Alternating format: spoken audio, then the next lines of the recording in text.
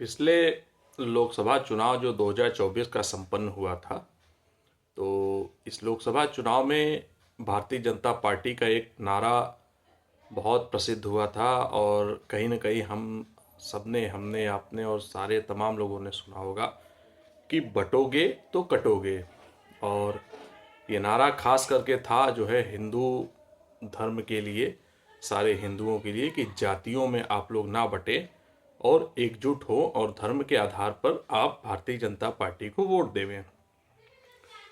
और अब ये नारा कितना कारगर हुआ कितना नहीं हुआ, ये तो आप सबने 2024 के चुनाव को देखा होगा। कितनी सीटें मिली भारतीय जनता पार्टी को, आपने ये भी देखा होगा। और उसका क्या रिजल्ट आया नहीं आया, ये हम आप सब बखूबी जानते हैं। अब आज के डेट में स्थिति क्या है, जब 2014 में प्रधानमंत्री मोदी जी के नेतृत्व में भारतीय जनता पार्टी ने पूर्ण बहुमत से अपनी सरकार बनाई, फिर 2019 में भी पूर्ण बहुमत से सरकार बना और 2024 में कुछ सीटें कम हो गई। ये तो हो गई एक राजनीतिक बात। अब आते हैं जो है मोदी जी के उन चीज़ों पे, जब आप ये कहते हैं कि बंटना नहीं है, एकजुट रहना है, यानी आप धर्म के आधार पे तो सबको जोड़ना चाहते हैं कि सारे हिंदू जो हैं एक दूसरे से जुड़े रहें, जातियों में कोई भेदभाव ना हो और सब एकजुट होकर रहें। फिर आप जातियों के आधार पे कैसे किसी को बांट सकते हैं? आपने SC/ST जैसा कानून, जिसपे सुप्रीम कोर्ट ने कहा था कि पहले जो है जांच होगा उसके बाद गिरफ्तारी होगी, फिर आपने कह दिया कि नहीं, पहले गिरफ्तारी होगी और फिर जांच होगा। आप SC/ST कानून लेके आए, आप अभी एक UGC कानून लेके आए हैं। आरक्षण जैसी जटिल समस्या जिसकी वजह से देश का सर्वांगीण विकास नहीं हो पा रहा है, वो ऑलरेडी चल ही रहा है। तो मैं ये नहीं कह रहा हूँ कि हर जगह माननीय मोदी जी आप ही दोषी हैं या सारे कानून आप ही बनाते हैं, लेकिन कहीं ना कहीं आप प्रधानमंत्री पद की कुर्सी पे बैठे हैं, वाराणसी लोकसभा के आप सांसद हैं। इस नाते हम सब तो प्रश्न आपसे ही करेंगे।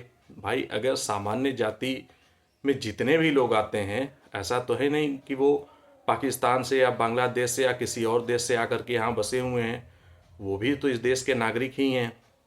उनका भी तो यहाँ ज़मीन है, पूर्वज रहे हैं, मकान है, व्यवसाय है, नौकरी है, सारा कुछ तो वो भी यही कर रहे हैं, कहीं बाहर से तो आते नहीं। तो जब आप ये कहते हैं कि धर्म के आधार पर पे सारे लोग एक हो जाइए, तो फिर जातियों के आधार पर आप योजनाएं क्यों लाते हैं? जाति के आधार पर जो है आप क्यों ऐसी चीज़ें करते हैं कि जो है लोग बटें? क्योंकि जब जाति के आधार पर आप योजनाएं देते हैं तो वो तो चलिए ठीक है भाई, आपको लगता है कि SC/ST वर्ग जो है गरीब है या पिछड़ा है तो उसे आप सहयोग दे दीजिए, आप उसे शिक्षा में सहयोग दे दीजिए, आप उसे फ्री राशन दे दीजिए, आप उसे फ्री सिलेंडर दे दीजिए, कोई बात नहीं। OBC में भी अगर आपको लगता है कि नहीं, कुछ पिछड़े हैं, कुछ गरीब हैं, तो आप, लेकिन जब कानून की बात आती है, जैसे शिक्षा एक बहुत बड़ा हथियार है, वो हर व्यक्ति के जीवन में शिक्षा का बहुत महत्व होता है। तो जब हर व्यक्ति पढ़ने लिखने जा रहा है, तो फिर पढ़ाई में आप आरक्षण जैसी चीज़ें क्यों ला रहे हैं?